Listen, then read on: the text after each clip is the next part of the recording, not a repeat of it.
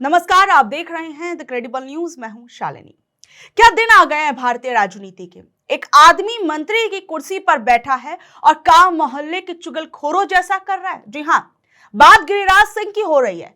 गिरिराज जी नेहरू को नीचा दिखाने के चक्कर में आप खुद कितना नीचे गिर गए हैं, क्या आपको इसका अंदाजा भी है? जिस पंडित नेहरू ने अपनी पूरी जिंदगी देश की आजादी को भेंट चढ़ा दी, जिसने इस देश को सुई से लेकर रॉकेट तक का सपना दिखाया, उसका सफर तय कराया, उसके खिलाफ आप एआई से बनी फर्जी तस्वीरें फैला रहे हैं। ये एक अच्छे नेता के लक्षण तो कतई नहीं है, ये तो मानसिक दिवालियापन है। अपनी बहन और अपनी भांजी को गले लगाना अगर आपको अपराध लगता है तो दिक्कत नेहरू के चरित्र में नहीं, दिक्कत आपकी नजरों और आपकी सोच में है। और अगर हिम्मत है तो नेहरू के बनाए उन संस्थानों आईआईटी, एम्स, इसरो से मुकाबला कीजिए और दीजिए जनता को बेहतर सुविधाएं, कीजिए उनसे मुकाबला। ये फेक न्यूज का कचरा फैलाकर आप मंत्री नहीं, एक घटिया ट्रोलर साबित हो रहे हैं। और याद रखिएगा, नेहरू का नाम इतिहास से मिटाना आपके बस की बात नहीं है, लेकिन ऐसी हरकतों से आप अपना नाम सियासी कचरे में जरूर दर्ज करा रहे हैं। भारत की राजनीति में इस वक्त काफी ज्यादा हड़कंप मचा हुआ है। संसद का सत्र चल रहा है। राहुल गांधी ने पूर्व आर्मी चीफ की एक किताब का जिक्र क्या किया, पूरी भारतीय जनता पार्टी में हड़कंप मच गया और राहुल गांधी को संसद तक में बोलने नहीं दिया जा रहा। वहीं बीजेपी सांसद गिरिराज सिंह ने नेहरू जी की कुछ पुरानी तस्वीरें और पोस्टर दिखाए और इन तस्वीरों के जरिए नेहरू जी के रिश्तों पर सवाल उठाए। एक बार आप गिरिराज सिंह को भी सुनिए। कांग्रेस पार्टी आज से नहीं, नेहरू के जमाने से तार तार किया है। ये नेहरू जी ने अपनी आकांक्षाओं को, अपनी कामनाओं को पूरा करने के लिए उन्होंने कश्मीर को गिरवी रखा, यूनाइटेड नेशन गए, पीओ को दे दिया इसलिए। और दूसरा है, अंग्रेज के बाहों में सरेंडर किया। ये नेहरू ने सरेंडर कर दिया अपने आप को। और तो और बाबा साहेब अम्बेडकर के चुनाव हारने के बाद जश्न मना रहे हैं। यही दोनों फोटो कह रहा है, इससे ज्यादा मुझे कुछ नहीं कहना है। ये राहुल गांधी को माफी मांगनी चाहिए देश से। और नरेंद्र मोदी ने दुनिया में भारत का नाम ऊंचा किया।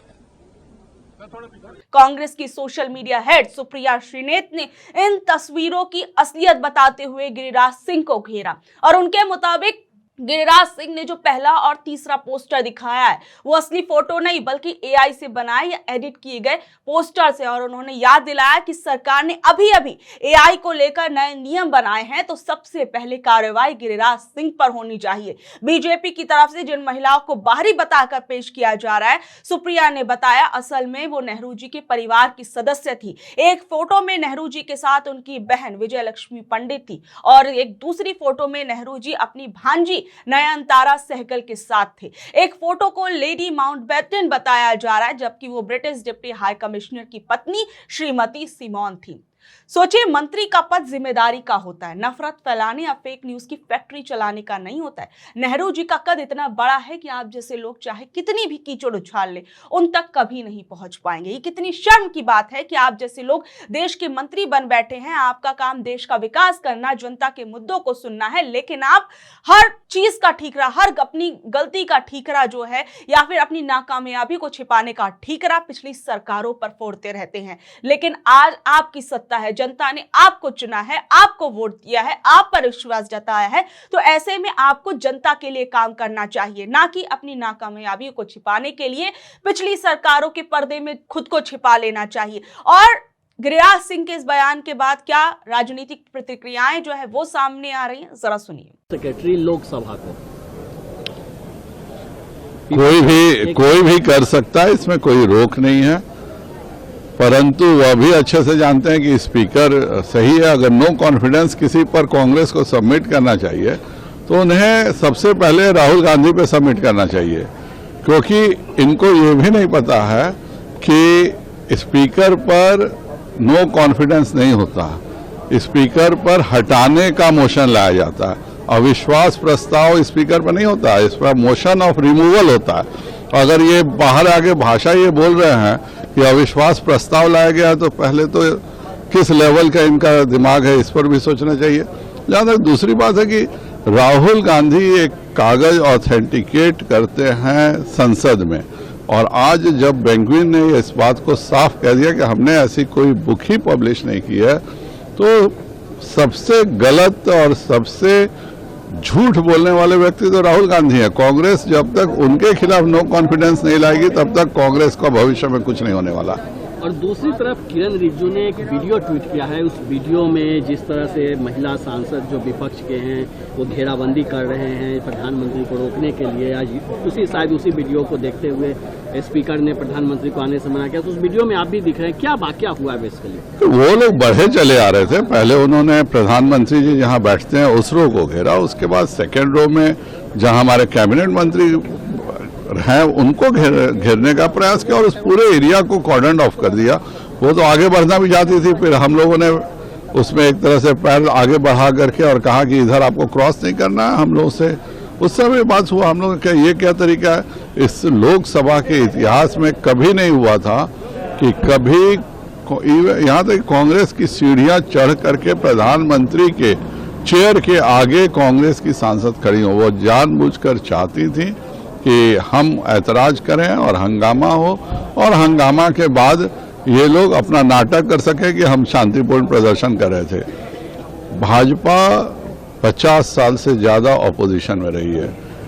मैं ओपन चैलेंज करता हूं कांग्रेस को कि एक तस्वीर दिखा दे जिसमें हम वेल में ट्रेजरी साइड गया हूं। आज तक कभी मुझे ध्यान, मैं खुद यूपीए सरकार में ऑपोजिशन सांसद था, कभी हमें ध्यान भी नहीं है कि कभी हम आधा से ज्यादा वेल में गए हों जिधर प्रधानमंत्री या जिधर कैबिनेट मंत्री बैठते थे, कभी हम वहां नारे लगाने भी नहीं गए।